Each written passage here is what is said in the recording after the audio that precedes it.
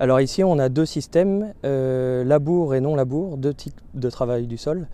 Et on essaye de montrer l'incidence de la compaction des sols sur chacun de ces deux techniques de travail du sol.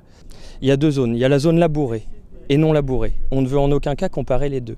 On veut juste comparer dans la zone labourée la différence entre une zone labourée puis compactée et une zone labourée non compactée. Et de même pour la zone non labourée, où il y a une zone non labourée compactée et une zone labourée non compactée. Ici on a mis du lin car c'est une culture sensible au tassement, et on a donc mis le lin pour exagérer et montrer visuellement les défauts de structure du sol.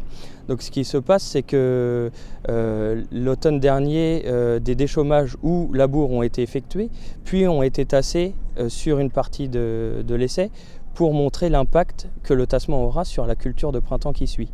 Ce qu'on voit, c'est des incidences fortes sur les tassements, puisque le lin ne s'est quasiment pas développé. Il arrive difficilement à une hauteur moyenne de 5 cm, alors que dans les zones non tassées, ils vont aller de 25 cm en labour à 20 cm en non labour.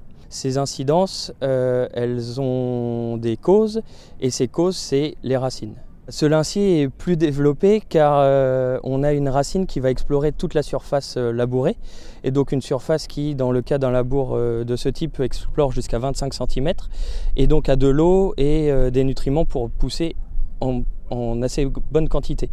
Donc on a créé une zone très favorable au développement du lin. La reprise de labour a généré une zone favorable à la germination, et les racines sont allées explorer tout le profil labouré. Contrairement à la zone non labourée, où la germination a été optimale, puisqu'on avait créé une zone favorable à la germination, mais les racines se sont arrêtées au niveau de la compaction. Pour un liniculteur, on enfonce un peu une porte ouverte, puisqu'il savait déjà qu'une compaction avait une incidence sur les lins.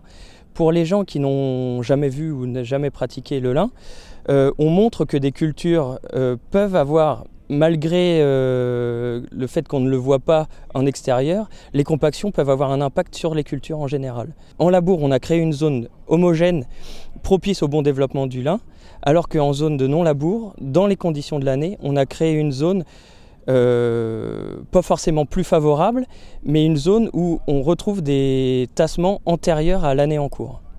Donc des défauts de structure liés à des travaux qui peuvent avoir plusieurs années. On conseille le labour dans les conditions de l'année. Mais une structure homogène et bien en bon état peut ne pas avoir d'incidence négative, n'a pas d'incidence négative sur les lins et notamment sur leur développement.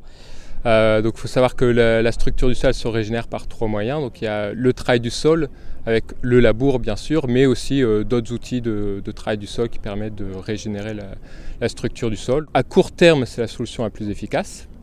Le problème du mécanique, c'est dès lors que l'on intervient mécaniquement, on crée toujours en général un peu de terre fine. Et le problème, c'est l'excès de terre fine, parce que la terre fine va se recompacter plus facilement. Voilà, et donc il y a d'autres solutions que le travail du sol. Par exemple, tout ce qui est mécanisme naturel, il y a l'action du climat, gel, dégel, humectation, dessiccation. L'autre moyen naturel que l'on peut maîtriser un peu mieux, c'est la biologie du sol.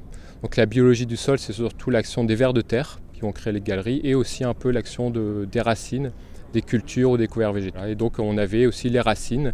Ensuite, de là à dire qu'une racine, un couvert végétal va permettre de décompacter le sol, voilà, on va un peu vite là-dessus. Mais voilà, ils peuvent au moins permettre de maintenir une bonne structure du sol.